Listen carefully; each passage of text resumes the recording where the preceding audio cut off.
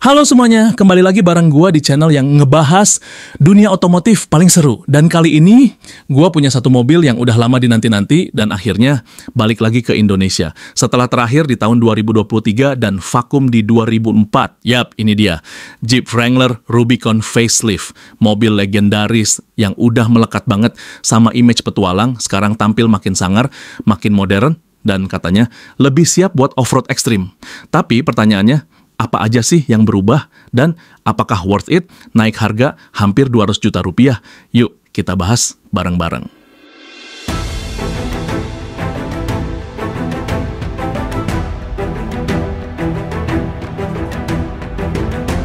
Oke, dari luar dulu ya.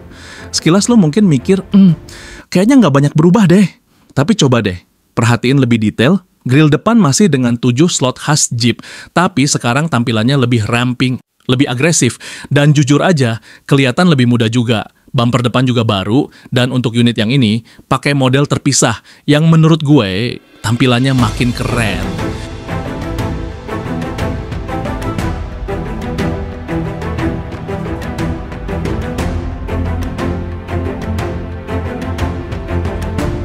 Ban udah pakai mat terrain TA. Artinya, mobil ini udah siap buat jalur off-road berat. Velg masih 17 inci, tapi desainnya lebih fresh, lebih sporty. Terus, diferensial depan belakang bisa dikunci dari dalam kabin, dan sway bar bisa dilepas secara elektrik. Buat para off-roader sejati, ini penting banget. Karena bikin roda bisa gerak lebih fleksibel di medan berat sekalipun.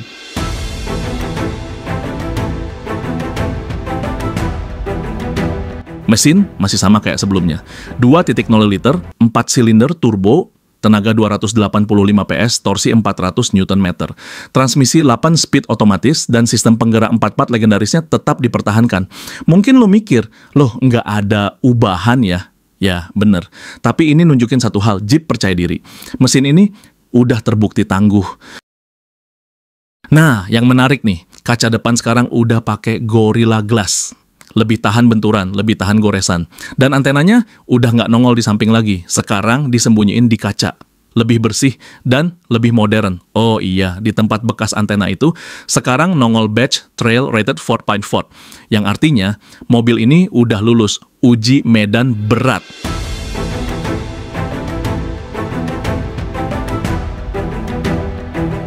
Masuk ke kabin, dan wow, langsung kerasa beda. Layar infotainmentnya sekarang 12,3 inci. Besar, tajam, responsif. Udah support Apple CarPlay and Android Auto, plus ada info pitch roll, kamera off-road, semua bisa dipantau dari layar ini. Karena layarnya lebar, 2 lubang AC tengah jadi pipih. Bukan bulat klasik lagi, tapi fungsionalitasnya naik. Dan menurut gua, worth it sih.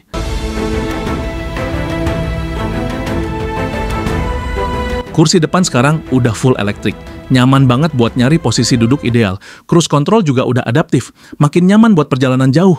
Tapi yang asik, rem parkir tetap manual. Transfer case tetap pakai tuas. Old school, iya. Tapi justru itu yang bikin feel Jeep-nya masih kerasa.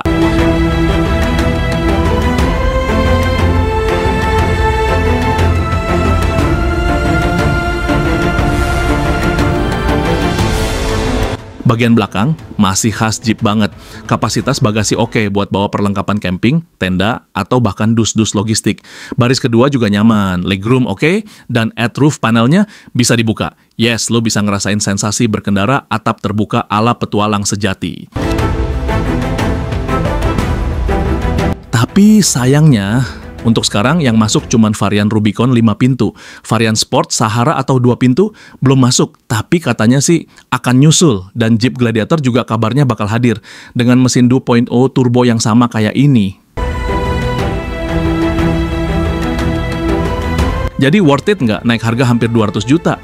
Kalau lo cari Jeep modern dengan fitur lengkap dan kemampuan off-road luar biasa, jawabannya yes. Tapi kalau lo anak modifikasi, mungkin nunggu varian sport bakal lebih pas buat lo. Yang jelas, Jeep Wrangler Rubicon Facelift ini bukan cuma mobil, dia simbol petualangan.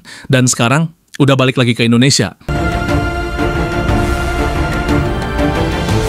Oke guys, itu dia review kita buat Jeep Wrangler Rubicon Facelift. Gimana menurut lo? Cocok nggak jadi partner petualangan lo berikutnya? Tulis pendapat lo di kolom komentar ya. Dan jangan lupa like, subscribe, dan share ke teman-teman lo yang juga pencinta petualangan. Sampai ketemu di video berikutnya. Stay adventurous, dan see you on the next trail.